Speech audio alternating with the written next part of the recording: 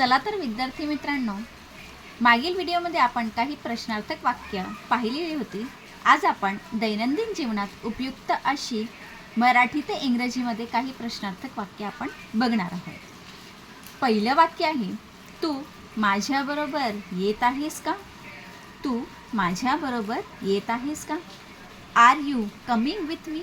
बघा, या वाक्यामध्ये येणे हा प्रमुख क्रियापद या ठिकाणी आलेला आहे आणि येणेसाठी आपण कमिंगचा वापर या ठिकाणी केलेला आहे. आर यू कमिंग विथ मी?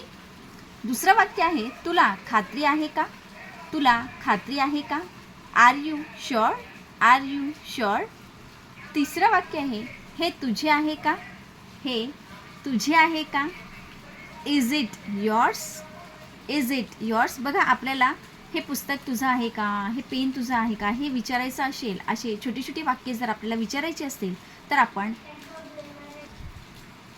आपण इज इट योर्स अशी वाक्य आपण वापरू शकतो. पुढचं वाक्य आहे, अजून काही.